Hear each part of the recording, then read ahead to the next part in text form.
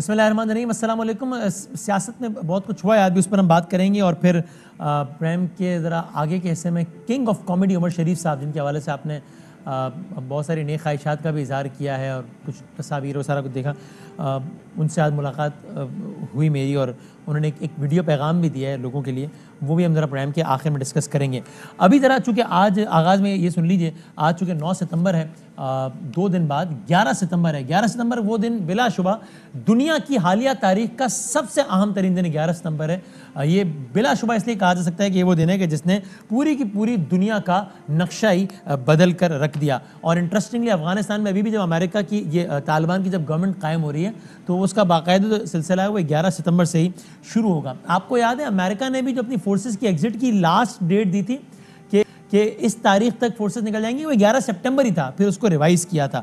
तो ज़रा दुनिया की हालिया तारीख इस अहम तरीन वाक़े पर हम एक क्विक नज़र डालते हैं कि तब क्या हुआ और तब से अब तक क्या हुआ। तो ये मामला क्या था जिसने पूरी की पूरी दुनिया को बदल कर रख दिया। तो ये दिन था 11 सितंबर का, साल था 2011, जब अमेरिका में कुछ तैयारे हाईजैक हुए और हाईजैक होने वाले तैयारों की तादाद थी 4। हाईजैक करने वालों की कुल तादाद थी 19। इन हाईजैकर्स का बाद में जब सारी तफ्तीश हुई तो एक एक का पता चला, तो इन 19 हाईजैकर्स में से 16 का ताल्लुक था किस मुल्क से? सऊदी अरब से। 19 में से 9/11 के 16 हाईजैकर्स से सऊदी अरब से, 2 का ताल्लुक था मुत्तहिदा अरब अमारात से, जबकि 1 का ताल्लुक था मिस्र से और 1 का ताल्लुक था लबनान से। तो हुआ क्या था? ये एक बहुत ही क़यामत खेज सुबह थी जब 8:46 तकरीबन 8:45 बजे एक जहाज़ जिसको 5 हाईजैकर्स ने लिया था और जिसमें 30,000 लीटर फ्यूल था, 30,000 लीटर फ्यूल था, वो न्यूयॉर्क के वर्ल्ड ट्रेड सेंटर के एक टावर से टकरा दिया गया। ये भी बताया गया कि हाईजैकर्स ने जानकर इस तर्ज के यानी उन जहाज़ों का इंतखाब किया कि जहाँ पर फ्यूल जिसमें ज़्यादा हो ताकि तबाही ज़्यादा हो, ताकि नुकसान ज़्यादा हो।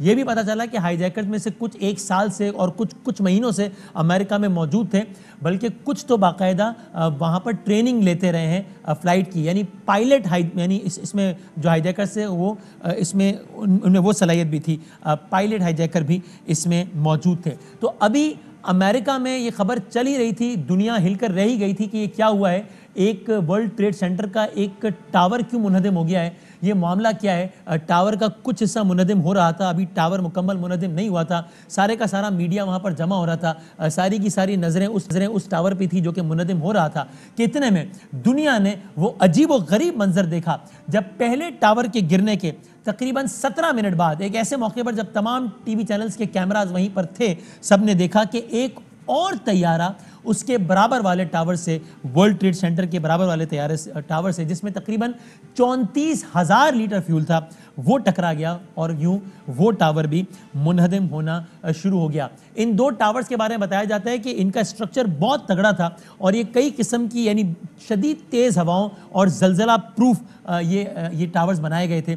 लेकिन जो 30,000 लीटर फ्यूल और 34,000 लीटर फ्यूल यानी तकरीबन 65,000 लीटर फ्यूल के टकराने से जो हरारत और जो सारा जो पैदा हुई, जिसको वो टावर जिसका मुतहम्मिल ना हो सका और यूं वो दोनों टावर्स गिर गए। पहला टावर और दूसरे टावर के हिट होने में तकरीबन 17 मिनट का वक्फा था। अभी दुनिया और अमेरिका इस सब वाक़े पर हैरान परेशान थे, किसी को कुछ समझ नहीं आ रहा था कि ये हुआ क्या है। कि ऐसे में लोग नहीं जानते थे कि अभी भी अमेरिका की फ़ज़ा में 2 तैयारे और ऐसे हैं जो कि हाईजैक हैं और जिनको भी कहीं ना कहीं टकराए जाने का मिशन है हाईजैकर्स का। तो अभी ये सब कुछ चल रहा था कि इतने में अमेरिका से ही एक और अंदोहनाक खबर ये आई कि वहाँ का जो डिफेंस का इदारा यानी कि जो पेंटागन है, उसकी पहली मंजिल से एक और तैयारा टकरा दिया गया है। ये तैयारा तकरीबन 34 मिनट बाद टकराया, दूसरे टावर के 34 मिनट बाद ये वाक़या हुआ और यूं पेंटागन में भी एक और तैयारा टकरा दिया गया। अभी ये सिलसिला जारी था कि इसके 36 मिनट बाद एक और अजीब व गरीब वाक़या हुआ और वह अजीब व गरीब वाक़या हुआ कि एक और तैयारा अमेरिका में पेंसिल्वेनिया में ज़मीन पर टकरा के, ज़मीन पर गिर के वो तैयारा तबाह हो गया। इस तैयारे की अलग पूरी दास्तान है जो कि बहुत दिलचस्प भी है कई हवालों से, और वो यूँ है कि ये जो आखिरी वाला जो तैयारा है ये रनवे से यानी चल पड़ा था वक्त पे, अपने सिर्फ 1 मिनट लेट हुई थी इसकी फ़्लाइट, लेकिन उस दिन अमेरिका में वो जो पर्टिकुलर जो एयरपोर्ट था उसका रनवे बहुत ज़्यादा बिजी था। चूँकि रनवे बिजी था इसलिए जो आखिरी वाला तैयारा है इसके टेक ऑफ होने में तकरीबन 40 मिनट की ताख़ीर हो गई। जब ताख़ीर हुई तो अभी ये वाला तैयारा चौथा ज़मीन पर ही था हाईजैकर समेत, कि इस दौरान ये खबर आ गई इस तैयारे के मुसाफिरों को कि न्यूयॉर्क में 2 टावर्स गिरा दिए गए हैं और 2 तैयारे टकरा दिए गए हैं। तो इन लोगों को मालूम था कि ये इस तरह का वाक़या हो गया है। अब 40 मिनट बाद ये तैयारा हवा में उड़ा, और जब ये तैयारा हवा में उड़ा और इस तैयारे के हवा में उड़ने के बाद जब कुछ हाईजैकर्स कॉकपिट में घुस गया और इस तैयारे को हाईजैक किया तो मुसाफिर जान गए थे कि अब इस तैयारे के साथ क्या होने वाला है, इसलिए कि ये सारे के सारे मुसाफिर सुन चुके थे पिछले 2 हादसात के बारे में, कम से कम पिछले 2 हादसात के बारे में। तो फिर इस तैयारे में जो मौजूद मुसाफिर थे उन्होंने रिवोल्ट किया, उन्होंने अपने तौर पर मुज़ाहमत की, उनका और हाईजैकर्स का टकराव हुआ और नतीजतन ये तैयारा हाईजैकर्स अपने प्लान के मुताबिक टकरा नहीं सके। ख्याल किया जाता है कि ये कांग्रेस की इमारत से या वाइट हाउस से टकराना चाहते थे, लेकिन वो ऐसा ना कर सके और बिल आखिर हाईजैकर्स मजबूर हुए कि इस तैयारे को ज़मीन में ही गिरा दिया जाए और इस तैयारे को यूँ तबाह कर दिया जाए। तो यूँ इस वाक़े से जो नुकसान हुआ वो तो अपनी जगह, आप सिर्फ सोचिए कि सिर्फ वर्ल्ड ट्रेड सेंटर, जो बाकी सारे नुकसान अपनी जगह जो माली नुकसान हैं, सिर्फ वर्ल्ड ट्रेड सेंटर के मलबे को हटाने के लिए तकरीबन 8 माह लगे। इस मलबे को साफ़ करने में 8 माह लगे, जबकि धूल, मिट्टी और धुआं मैनहट्टन, न्यूयॉर्क की फ़ज़ाओं में तकरीबन 99 दिनों तक छाया रहा। और सिर्फ इस मलबे को हटाने के लिए जो लागत आई थी वो तकरीबन $1 बिलियन के करीब थी। ये इतना ज़्यादा मैसिव था ये सारे का सारा मामला। कुल 3000 अफराद तकरीबन इन तमाम तर वाक़यात में हलाक हुए, जिनमें अक्सरियत वर्ल्ड ट्रेड सेंटर के में मौजूद लोगों की थी। तैयारे में मौजूद सारे के सारे मुसाफिर थे ज़ाहिर है, और वर्ल्ड ट्रेड सेंटर में जो ये ऑपरेशन जब जारी था लोगों को निकालने का, इस दौरान भी फायर फाइटर्स और बाकी वॉलंटियर्स भी तकरीबन 350 से 400 की तादाद में वो भी जाँ बहक हुए। और उसके बाद पूरी दुनिया का नक्शा तब्दील हो गया। उसामा बिन लादेन अलकायदा को जिम्मेदार समझा गया। उसामा बिन लादेन अफगानिस्तान में था। अमेरिका ने तालिबान से उसामा बिन लादेन की हवालगी का मुतालबा किया। तालिबान ने मुतालबा पूरा नहीं किया। अमेरिका ने अफगानिस्तान में चढ़ाई की।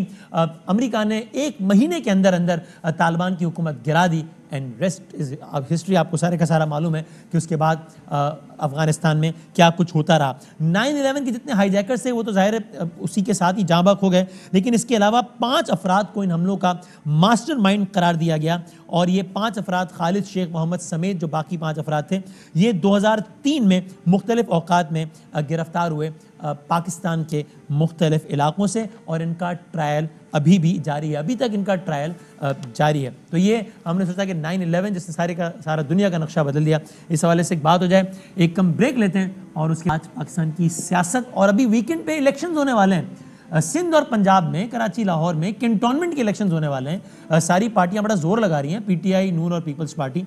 क्या होगा, कैसे होगा, इस पर बात करते हैं ब्रेक के बाद।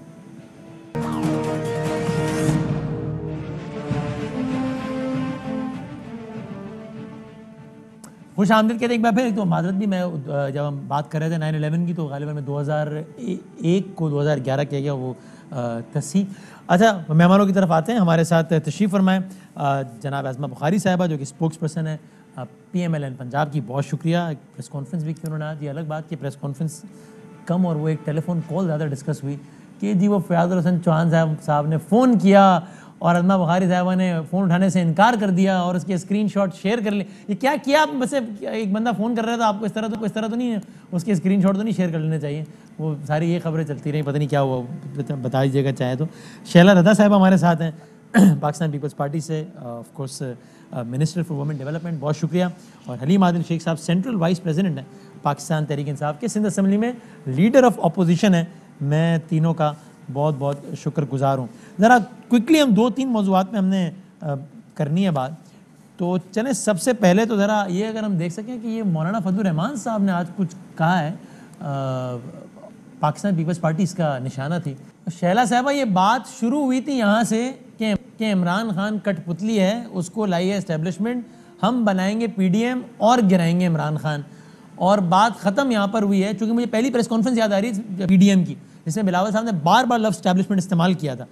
और बात ख़त्म यहाँ हुई है कि मौलाना फजल रहमान कह रहे हैं कि पीपल्स पार्टी ने डील कर ली एस्टैब्लिशमेंट से। तो पीटीआई की तो मौजे ही मौज है ना, आप लोग आपस में ही सारा काम हो गया बस। अच्छा, पहले तो मैं एक बात कहूँगी कि अगर ऑपोजिशन में मुख्तलिफ नज़रियाती पार्टीज़ हैं, हाँ। तो ये ज़रूरी नहीं है कि वो यकजा होकर कोई मूवमेंट कर सके। लेकिन ये भी बहुत अच्छा है कि कम से कम असेंबली में वो एक पेज पर हैं। अब रही बात पीडीएम की, तो पीडीएम बनाने में जो चेयरमैन बिलावल का किरदार है वो भी सबको मालूम है। मौलाना जो पहला धरना लेकर गए थे उसमें पीपल्स पार्टी ने साफ कह दिया था कि हम धरने की सियासत नहीं करते, हम आपको सिंध से अच्छी तरह से रुखसत करेंगे। पीएमएलएन ने कहा था कि वो धरने में शरीक होंगे, सबके सामने है। मौलाना वहाँ पे किससे क्या लॉलीपॉप लेकर आए मुझे नहीं मालूम, लेकिन इतना मुझे मालूम है कि पीटीआई की ऑफर कश्मीर में हमें नहीं थी कि हमारे पीटीआई के साथ मिलकर इत्तेहाद बनाएं या कुछ सपोर्ट करें और इलेक्शन लड़ें। और बदीन में भी पता नहीं साथ लड़े। और बदीन में जब किसी को कोई कैंडिडेट नहीं मिला तो जेयूआई का कैंडिडेट था और उसके सारे सपोर्टर थे। और राशिद सुमरो साहब ने एक शहरी इत्तेहाद बनाया हुआ है, उसमें भी जीडीए है और जीडीए है, उधर भी जीडीए इनको सपोर्ट कर रही थी। और पीपल्स पार्टी का कोई भी इलेक्शन हो, कुछ भी हो, जीडीए में तमाम पार्टीज आ जाती हैं। और ये अचानक अगर ये तासुर बना है शैला साहबा पीपल्स पार्टी के बारे में, जिसके बारे में आज पहली मरतबा मौलाना साहब ने भी कह दिया, तो ये सबको गलत फहमी हो गई। हर मरियम बीबी भी कह चुकी इशारों में, कभी खुल के कभी इशारों में, आज पहली बार मौलाना साहब ने भी कह दिया। एक तासुर हर जगह पर है कि पीपल्स पार्टी की सेटिंग हो गई है। तो ये सब गलत है, कुछ नहीं हुआ। मैं समझती हूँ कि अगर सेटिंग हो गई, अगर सेटिंग हो गई है तो फिर तो आपके पास तो पीडीएम में 8 जमाते हैं। आपको तो इस्तीफा दे देना चाहिए कि भाई हमारी तो क्या कहते हैं ये स्ट्रैटेजी थी। आप तो अब भी जब आपकी अगर सेटिंग हो गई है तो बाकी 8 जमाते क्यों इस्तीफा दें भाई? मैं ये कह रही हूँ ना कि उन्होंने हमें इसलिए हटाया और इसलिए उन्होंने शोकॉज भेजा कि उनका ये ख्याल था कि हम जो हैं वो गलत हैं और हम जो हैं वो मायदे तोड़ रहे हैं जो भी बहुत थोड़े बहुत हुए में। एएनपी ने उसूली तौर पे हमसे इत्तफाक किया। अब उन्होंने जो अगले लाहे अमल दिए तो उसमें तो कहीं इस्तीफा नहीं है, कहीं भी कुछ नहीं है। हाँ, तो वो तो पहले से कह रहे थे ना कि इस्तीफे उसी वक्त कारामद होंगे जब सब मिलकर देंगे। अकेले इस्तीफे देने का फायदा नहीं है, मिलकर देंगे तो ताकत होगी। हमारे साथ आप नहीं, हमारे साथ आप कैसे कह रहे हैं कि मिलके आप चल सकते हैं? आप जिस मीटिंग में कुछ तय नहीं करते उसके बाद आप इस्तीफे को नथी कैसे करते? अच्छा चले, मैं आगे बढ़ते हुए जरा बाकी मेहमानों को भी ले लूं, ये भी जरा सुने। और बिलावल साहब, ये सवाल है कि मौलाना साहब, मेरा सिर्फ एक सवाल है, वो क्या? मौलाना साहब, माजी में अगर मैं जाऊंगी तो मरहूम अमीन फहीम को लीडर ऑफ द ऑपोजिशन होना चाहिए था। डील किसने की थी? अच्छा, इसकी हिमायत थी। अच्छा, अब ये भी है कि बिलावल साहब इंटरेस्टिंगली हर जलसे में सामने आएगा, बिलावल साहब हर जलसे में नून लीग को रगड़ रहे हैं दूसरे जलसे में, हालांकि नून लीग की क़यादत की तरफ से वैसा तक जवाब नहीं आ रहा है। यानी मरियम साहिबा या शहबाज साहब या नवाज शरीफ साहब जवाब नहीं दे रहे उस तरह का, लेकिन बिलावल साहब मुसलसल लगे हुए हैं। ये पता नहीं क्यों है। मसलन एक तरह ताज़ा तरीन बयान बिलावल साहब का ये भी देख लें, मैं कहा ना मुफाहमत ना मुजामत, मुनाफिकत है ये, मुनाफिकत। देखें तो ये अज़मा साहब क्या माजरा है ये? मैं जिस तरह मैंने कहा कि नून लीग की हायर लीडरशिप की तरफ से पीपल्स पार्टी पे नहीं हो रहे इस तरह के हमले, और पीपल्स पार्टी की हायर लीडरशिप जो कि ज़ाहिर बिलावल साहब हैं वो कोई भी जलसा छोड़ नहीं रहे आप लोगों को रगड़े बगैर। ये क्या हो रहा है? शुक्रिया बदामी। बिलावल साहब की मजबूरी है शायद, वो उनको पंजाब में रेलेवेंट होने के लिए जो है और अपने जो उनके ऊपर दाग लगे हैं वो छुपाने के लिए शायद उनको इस तरह की ज़बान जो है वो इस्तेमाल करनी पड़ी है। लेकिन हमने तय किया है कि हम बिलावल साहब को रेलेवेंट नहीं करेंगे और उनका जो दिल चाहता है वो कहते रहे। वाकई जो है वो फ्री एंड फेयर इलेक्शन मांगना जो है वो मुनाफकत है, और जो है आरटीएस की जो बदले में जो बन जाए हुकूमत, उसको जो है उसको मान के असम्बलियों में जो है वो बिठाना और उस पर कन्विंस करना वो बहुत ऐन खिदमत है। तो जो ठीक है, हमने जो है वो वोट हमने लिए, सहूलतकारी हमने की, मतलब हमने बाप पार्टी से वोट लिए, हम जो है वो इस्तीफे देने के टाइम पे हम चले गए, हालांकि हमारे एलामिया के अंदर मौजूद थे पीडीएम के। सो ये बातें बहुत सारी हैं करने की। नून और लीग आज जो है वो मौलाना मौलाना फजल साहब के रहमान बयान से एग्री करती है, ताज़ा तरीन बयान जो भी हमने भी सुना है, से एग्री करती है नून लीग रिगार्डिंग पीपल्स पार्टी? देखिए, बात अग्री करने की डिसएग्री करने की नहीं है, बात हकाइक की है और वो हकाइक सबके सामने है। मौलाना का आप बयान जो हकाइक है के करीब वो आपके ख्याल में? आप उनके बिल्कुल हकाइक के करीब है, उनको बहुत सारे हकाइक का इल्म भी है जो शायद आपको मुझे ना हो। और ये जो बार बार हमें पंजाब की मशवरा देते हैं बिलावल साहब, ये मशवरा तो आज राना सनाउल्लाह साहब ने भी कहा, ये मशवरा हमें बहुत पहले मिल गया था। अच्छा। कि आप जो है वो लॉन्ग मार्च ना करें, आप अदम एतमाद ले आए। और अदम एतमाद कैसे आते हैं, कैसे कामयाब होते हैं, वहां उसके पीछे क्या डीले करनी पड़ती हैं, ये पाकिस्तान की तारीख बड़ी क्लियर है इस हवाले से।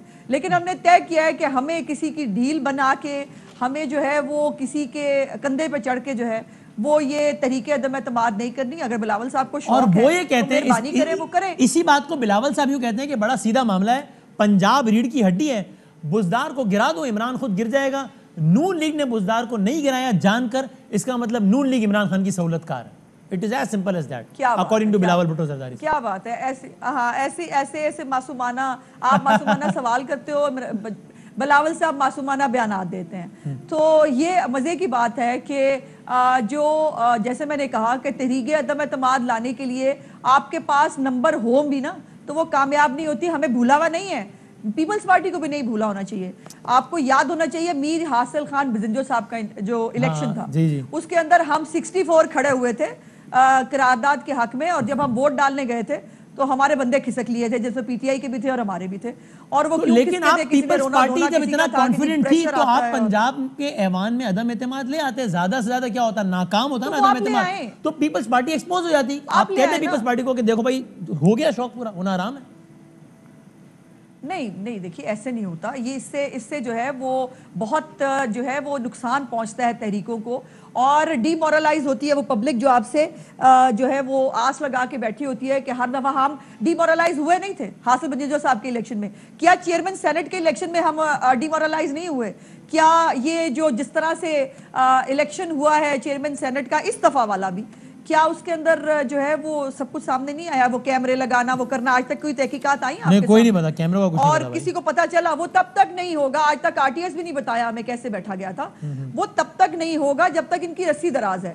और इसीलिए ये जो तरीके अदम एतमाद है, ये खाला जी का घर नहीं है, ना ये बच्चों का खेल है। इसके लिए जो है वो बहुत सारी प्लानिंग, बहुत सारी डील्स, बहुत सारे राब्ते करने होते हैं जो पीपल्स पार्टी शायद करने के लिए तैयार होगा। आप कहती हैं मश्किल हासिल होती, ठीक है। अच्छा, मैं जरा हलीमा शेख साहब जो कि सेंट्रल वाइस प्रेसिडेंट है और ऑफ कोर्स पीपल्स पार्टी यानी सिंध असेंबली में अपोजिशन लीडर हैं। हलीमा जरा तो बताएं, अब ये ज़ाहिर है ज़िमनी इलेक्शन जब होते हैं तो उससे हम बहुत सारा नताइज अखज़ करते हैं कि ये ट्रेंड है, ये है, फलां है फलां है। तो ये भी कराची में भी है आगे कैंटोनमेंट, फिर अज़मा साहिबा लाहौर में बड़ी मुतहर्रिक है, वहीं से बात करेंगे उनसे भी। तो ये जो हो रहा है 12 तारीख को, आपके ख्याल में इसके जो भी नताइज होंगे कि क्या होंगे, और वो नताइज किसी समत का तयन करेंगे या नहीं? आपके ख्याल में ये कोई इतना बड़ा इलेक्शन नहीं है कि जिससे हम कुछ अखज़ करें? देखिए, मैं समझता हूँ कि एक तो मैं बता दूं कि हमारी दो पार्टीज़ मौजूद हैं, पीडीएम का जो हिस्सा थी, और तीसरे मौलाना साहब की वीडियोस दिखा रहे थे आप। तो ये तो वही जगह पहुंच गई जो हम पहले कहा करते थे कि जी कहीं की ईंट कहीं का रोड़ा, भानमती ने कुनबा जोड़ा। और इनकी, मैं कहता हूँ, सांझे की हांडी थी, चौराहे में ही पटनी थी, इसलिए कभी हमने इनको सीरियस लिया ही नहीं था। हमारी लॉटरी बिल्कुल लग गई, हम एंजॉय कर रहे हैं, हम इनकी बातें सुन के एंजॉय करते हैं, हम इनके बयानात सुन के एंजॉय करते हैं। हमें पता था, पहले से पता था, चूंकि किसी नज़रिए पे थे नहीं, इनका जो टारगेट था वो बिक नहीं रहा था, इनका नारा बिक नहीं रहा था, इसलिए फिर यही होना था। और ये इसीलिए आप देखिए कभी भी हमने सीरियस नहीं लिया। लोग ले लेते थे कभी कभी, न जाने क्या होने जा रहा है। हमें पता था कि ये जिस तरफ इनका रुख है वहां से यही होगा। और अब हम खान साहब ने तब कहा था कि मेरे मिनिस्टर मुझे कहते हैं कभी घबरा जाते हैं, तो मैं कहता हूँ घबराना नहीं है। तो आप में से कुछ लोग, आप में से भी कुछ लोग घबरा गए। हाँ, मैं समझता हूँ, मुझे लगता है कि हमारे कप्तान के बेस्ट प्लेयर्स तो इधर बैठे हुए हैं, जो खुद ही रास्ता बना के दे रहे होते हैं, खुद ही ऐसी सूरत-ए-हाल पैदा कर रहे होते हैं, अवाम के सामने एक्सपोज हो रहे होते हैं। मैं समझता हूँ कि पीडीएम का चूंकि कोई नैरेटिव नहीं था, कोई उनके जो मुतालबात जायज़ नहीं थे, वो जिसके खिलाफ बात करना चाह रहे थे उसमें वजन नहीं था। इमरान खान के साथ पूरी कौम इकट्ठी हो चुकी है। पीडीएम की बर्बादी में तो आपने खुशियां मना ली, वो मनाया, आपका हक है, सही है। लेकिन अब अपना भी तो बताया ना कि अब तो ये अपोजिशन भी आपस में लड़ पड़ी, तो अब तो आपको हर इलेक्शन स्वीप करना चाहिए ना।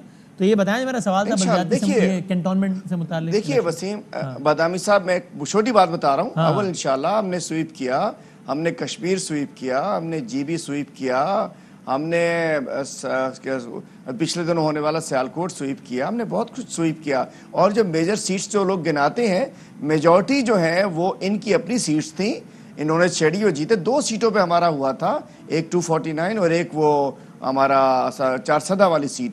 बाकी तो ज्यादातर अपनी सीट से लोग लेकर गए थे। तो अभी कराची में हो रहा है, कराची के अवाम, आप कराची की सबसे बड़ी पार्टी है इस वक्त, तो कराची के अवाम से इतना खुश हैं कि आपको जितवा देंगे इलेक्शन में कैंटोनमेंट के? देखिए अल्टीमेटली अल्हम्दुलिल्लाह कराची की आवाम हमारे साथ है। गैलप सर्वे आपने कल ही देखा है, उन्होंने गैलप सर्वे की रिपोर्ट आपके साथ सारी सामने मौजूद है। लेकिन एक और चीज बताता चलूं, हम इंशाल्लाह कराची, हैदराबाद और पूरे मुल्क में जहाँ जहाँ कैंटोनमेंट इलेक्शंस हो रहे हैं, इंशाल्लाह ये ट्रेंड देगा। ये वही ट्रेंड आएगा जो कश्मीर में आया, वही ट्रेंड आया जो जीबी में आया, वही ट्रेंड आया जो इसमें हमारा सर्वे के अंदर आया है, गैलप के सर्वे के अंदर। आपकी गवर्नमेंट बार बार कह रही है कि हम सिंध में आने लगे हैं, तो उसका ये नुक्ता आगाज, शहला रजा साहब, ये नुक्ता आगाज तो साबित नहीं हो जाएगा पीटीआई की सिंध में एंट्री का? भाई मैं इसको बता दूं आपको, मुझे हमें इस एंट्री की जरूरत नहीं है। अल्हम्दुलिल्लाह सिंध में हमारी एंट्री मौजूद है, सिंध में हम एक बड़ी अपोजिशन पार्टी की सूरत में मौजूद हैं, तो हमें किसी कैंटोनमेंट इलेक्शन से एंट्री लेने की जरूरत नहीं है, हम एंटर हो चुके हैं। एंट्री की तो कोई और सोचे, नून लीग प्लान करे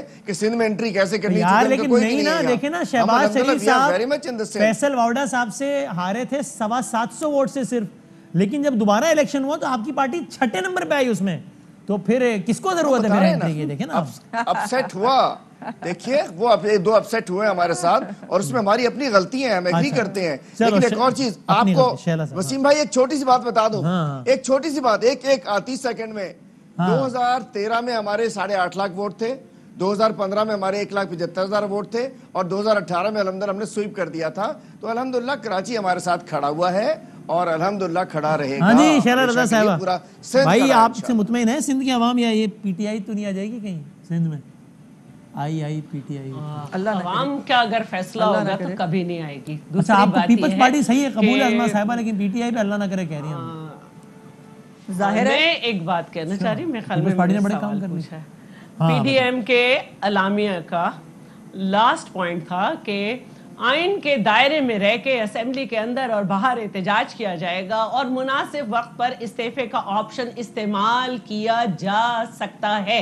वो कैसा मुनासिब वक्त था कि जिस इवेंट से पहले की मीटिंग में ये तय ही नहीं किया गया था कि इस्तीफे दिए जाएंगे। तो मुझे समझाने वाले ये समझा दें, आपकी बात मुझे इतनी लगी है, मैं कैंटोनमेंट पहुंच गया, उन्होंने फिर वो एलामिया निकाला कि भाई नहीं ये तो कोई बात नहीं है, मैं उसका भी जवाब लिखा है मुनासिब वक्त, मैं उसका भी जवाब दूंगी। उन्होंने नहीं दिया इस्तीफे, उनके इस्तीफे उनकी मर्जी, नहीं मैं उसका जवाब दूंगी। दूसरी बात ये है कि इन्होंने कहा कि हमारे लोग ज्यादा थे, तो आपकी लॉन्ग मार्च की भी तैयारी नहीं थी क्योंकि आपके लोग इस्तीफा भी न देते, तो आपने हम पे सारा थोप दिया। मौलाना के लोगों ने कभी सेनेट से भी इस्तीफा देने की बात नहीं की। तो मुझे भी मालूम है कि कुद्दूस बजंजो के साथ कौन आज़ाद लोग, किस तरह से ये दिए गए वोट, किस तरह से आप उनको बाप पार्टी कह रहे हैं। मुझे कम से कम कोई बदीन में जीडीए की पूरी सपोर्ट और पीटीआई की पूरी सपोर्ट और पीएमएल की पूरी सपोर्ट जेयूआई के साथ वाले पे किसी को बाप नजर नहीं आया। बट शैला साहब, टू बी ऑनेस्ट, अब ये गजल आपने छेड़ी, टू बी ऑनेस्ट, एक हल्के के, और आप मुझसे बेहतर जानती हैं कि हर हल्के के क्या क्या डायनामिक्स होते हैं, एक हल्के के एक इत्तेहाद को आप पाकिस्तान के ऐवान बाला यानी सेनेट में पीपल्स पार्टी के बाप के इत्तेहाद से तो नहीं कंपेयर कर सकती ना, ये पैरेलल तो नहीं है। मैं बाप का इत्तेहाद उसको हरगिज नहीं कहूंगी। वो 3 आजाद थे जिन्होंने कुद्दूस बजंजो के साथ वोट दिया। वो कैसे आजाद थे जो अपोजिशन में थे, उन्होंने आपको वोट दे दिया, मतलब अपोजिशन में भी थे, मतलब ये कैसे आजाद तो थे? आपने तो अभी जहांगीर तरीन ग्रुप को भी देखा कि उन्होंने अपनी जगहें अलग कर ली थी और उन्होंने कहा था कि हम ये करेंगे वो करेंगे। वो तो जल्दी जल्दी उनके पाँव पकड़े गए, उनको कहा गया कि नहीं अब तुम्हारा नहीं है। अगर कोई ऐसे में हमें वोट दे देता है, और वो कौन लोग थे जिन्होंने फिर यूसुफ रजा गिलानी को उधर से भी वोट दिए। तो मेरा कहने का मतलब ये है कि हमें भी बहुत कुछ बातें पता है। आप कैंटोनमेंट में क्विक कमेंट करने, फिर मैं अज़मा साहबा की तरफ जाऊं, ठीक है। और अगर हम नहीं, अब मैं एक बात करना चाह रही हूँ जो मेरे वाले बिल भी की गई कि एक ऐसा ऑपरेशन जिसमें PMLN ने एक फेडरल गवर्नमेंट की हैसियत से एक पाई खर्च नहीं की, उसके बावजूद K4 में मिलियन में थोड़े थोड़े पैसे रखे, वो कराची में आके आप दीदा हो सकते। हम पंजाब में बात नहीं कर सकते, हम पंजाब में ये नहीं कर सकते। उन्होंने कब कहा कि बात नहीं कर सकते? बात करना चाहते मत करें, आपके पास कोई बात नहीं है। अब रह गई कैंटोनमेंट की बात, तो ये एक इलेक्शन है और मैं समझती हूँ कि हर इलेक्शन जो है वो अहम होता है, और यकीनन कि मेरी पार्टी के लोग कैंपेन चला रहे हैं और 40 ये सीटें हैं, सारे 6 कैंटोनमेंट में सब पे पाकिस्तान पीपल्स पार्टी के कैंडिडेट हैं, और जो रिजल्ट हो, जैसा कैंडिडेट होगा उस हिसाब से लोग जो है नतीजा मान लेंगे ना सब। ठीक है जी जी, अज़मा साहिबा बताएं भाई। क्योंकि ये जो यूसी के इलेक्शन होते हैं इसमें पार्टी से ज्यादा आपके कैंडिडेट है उसकी बड़ी अहमियत होती है। चलो नतीजा तो मान लेंगे ना, जो आएगा वो सब मान लेंगे ना शैला से, जो इसको इस्तेमाल किया जाएगा, जिस तरह से उसको देखा जाएगा। अच्छा, उसके बाद हाँ जी अज़मा साहब बताया पहले से कैसे। अज़मा साहब उसके बाद हुई होती है बात। देखिए जी जी, मैं फिर वही कहूंगी कि शैला बीबी वी आर नॉट इंटरेस्टेड।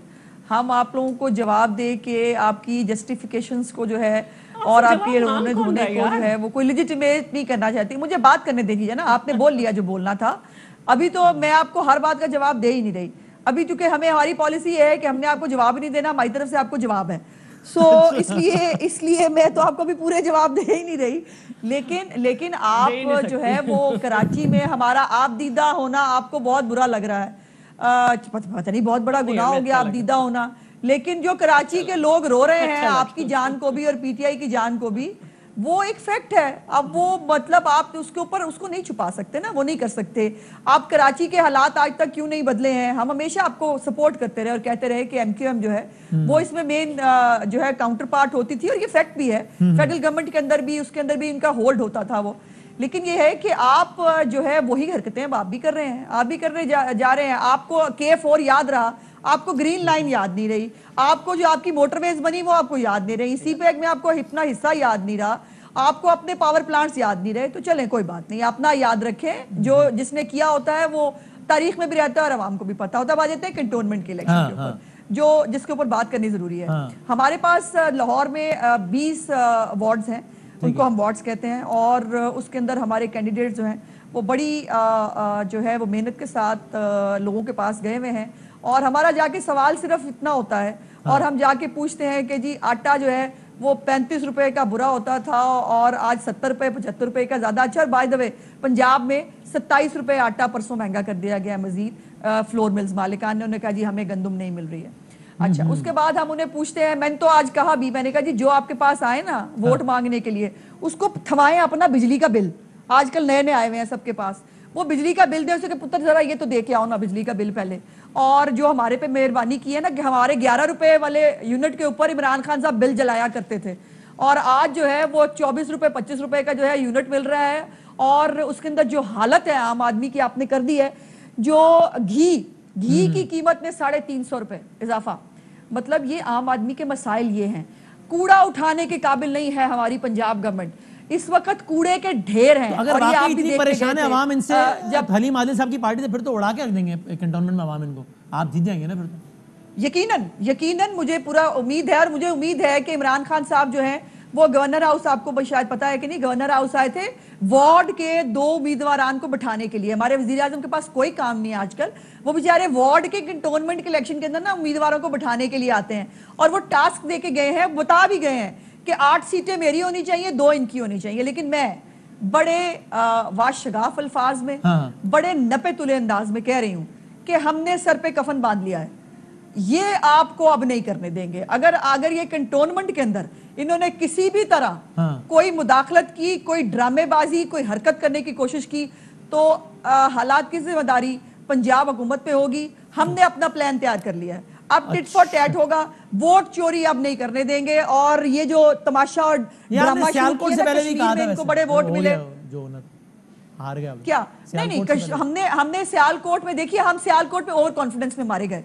हमने टीके साहब को जरा इजी ले लिया था। हमने कहा कि टीके साहब जो हैं वो अपने दामाद के लिए ऑल आउट नहीं जाएंगे, लेकिन वो ऑल आउट गए, और हमने, ये हमारी गलती थी कि हमने उसको इजी लिया। लेकिन अब कैंटोनमेंट का इलेक्शन हो, अब कैंटोनमेंट का इलेक्शन हो, अब वार्ड का इलेक्शन हो, अब जो भी इलेक्शन हो, हम इनको ना अब इजी लेने देंगे और ना इजी होंगे, अब फिर ठीक है, अब फिर या हम नहीं या फिर ये नहीं, ऐसे ही है। चलो हाथ कंगन को आरसी क्या है, अभी 13 तारीख जब प्रोग्राम होगा पता चल जाएगा कि क्या हो। बहुत शुक्रिया तीनों मेहमानों का, है ना, तीनों मेहमानों का बहुत बहुत शुक्रिया। शेरा साहिबा, हरीम शेख साहब, हरी साहिबा। एक हम ब्रेक लेते हैं और ब्रेक के बाद पाकिस्तान का एक ऐसा नाम जो कि किसी तारुफ का मोहताज ही नहीं है, मैं नाम लूँगा और बच्चा बूढ़ा माए बहनें सब समझ जाएंगे कि मैं यानी सब उनको जानते हैं। फिर पाकिस्तान में नहीं, भारत में, पूरी दुनिया में लोग जानते हैं, जिनको very rightly king of comedy कहा जाता है, यानी कि उमर शरीफ साहब। आपने अखबारात में बहुत खबरें भी देखी इस हवाले से, कभी कुछ कभी कुछ कभी क्या। तो क्या असल मामला क्या है, उनकी सेहत कैसी है और क्या मामला है, उनसे आज मेरी मुलाकात भी हुई और उन्होंने एक वीडियो मैसेज भी दिया है आप लोगों के लिए, गवर्नमेंट के लिए। तो उस पर हम बात करते हैं ब्रेक के बाद।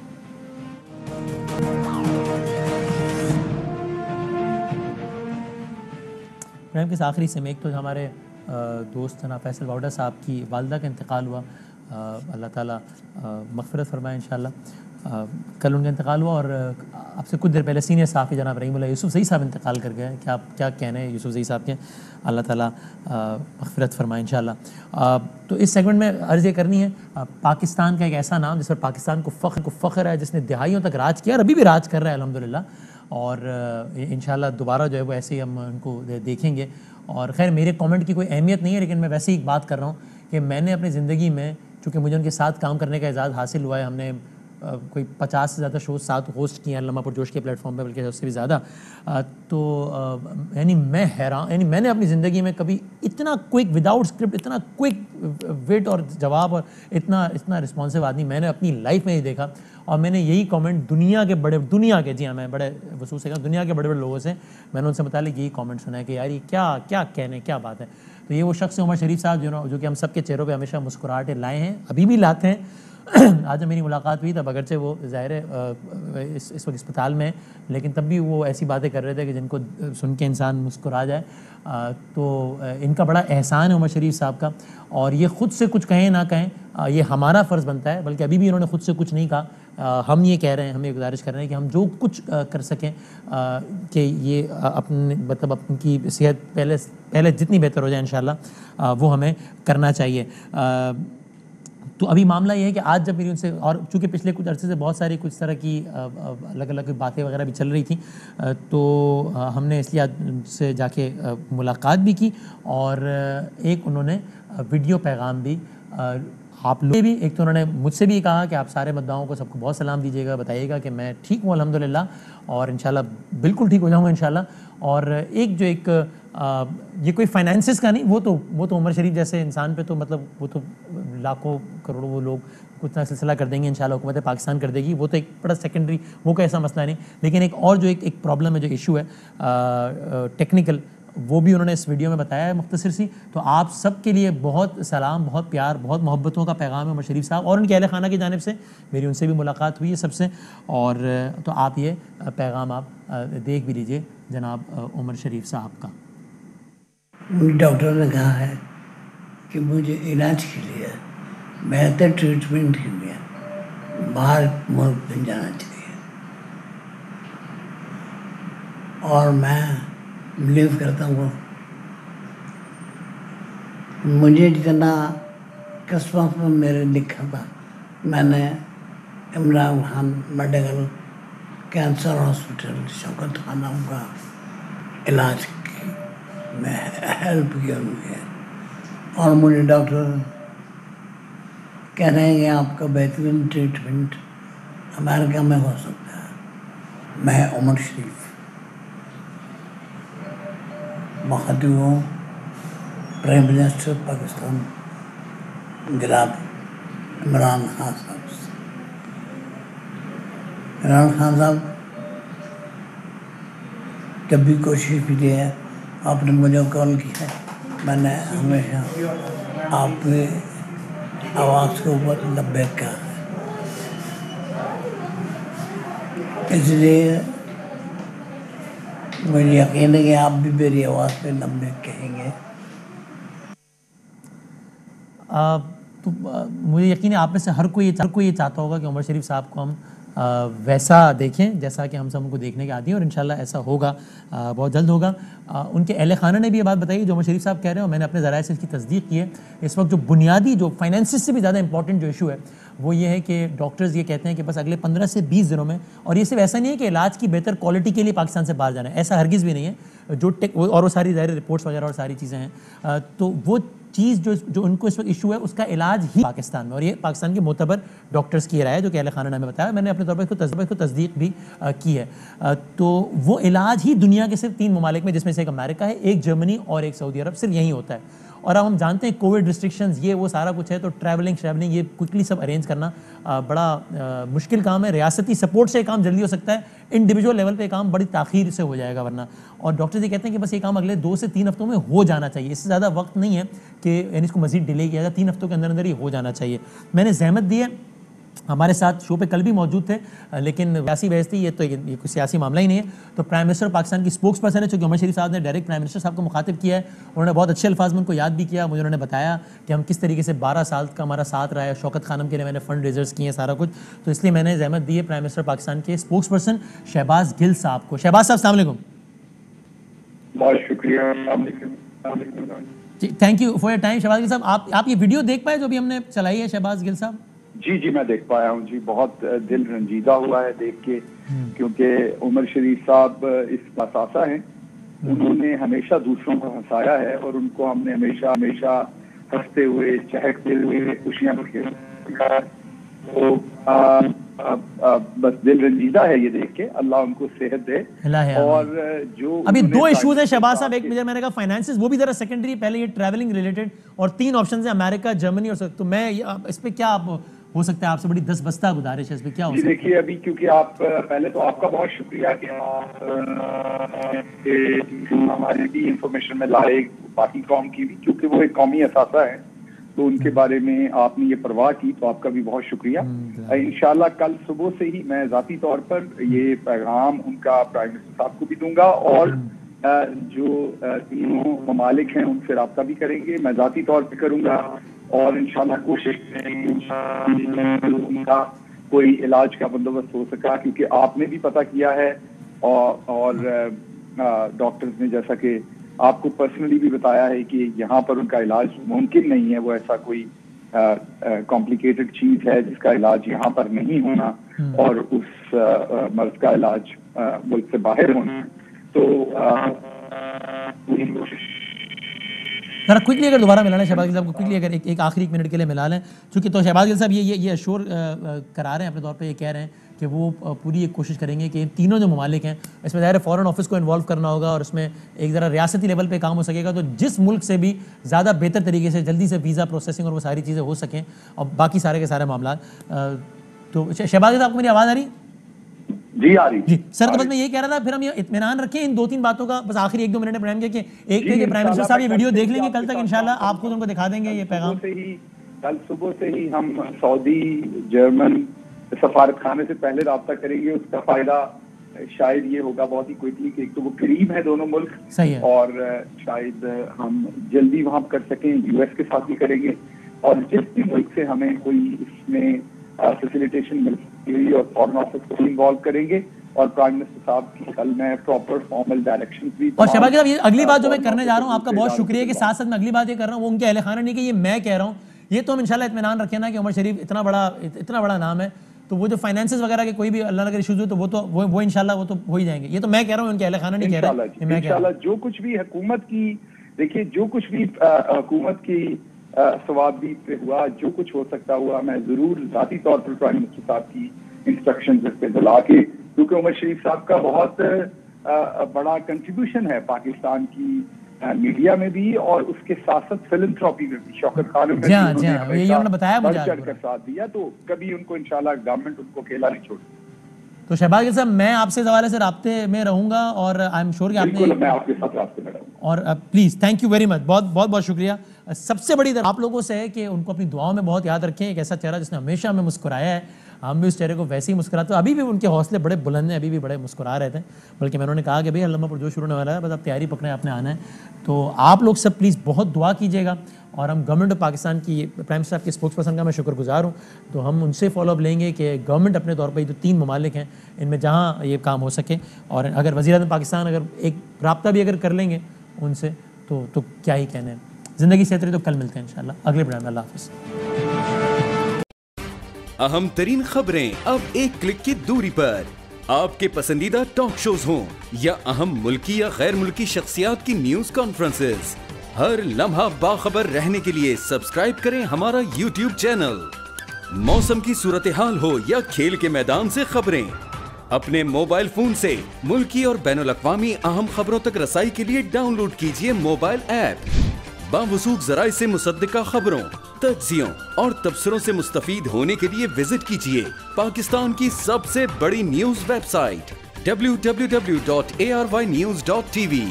इन सब के अलावा पाकिस्तान का सबसे बड़ा फेसबुक पेज हो, सबसे बड़ा न्यूज इंस्टाग्राम अकाउंट या फिर ट्विटर, ARY न्यूज पहुंचा रहा है खबरें सबसे पहले आप तक, ताकि आप रहें हर लम्हा बाखबर।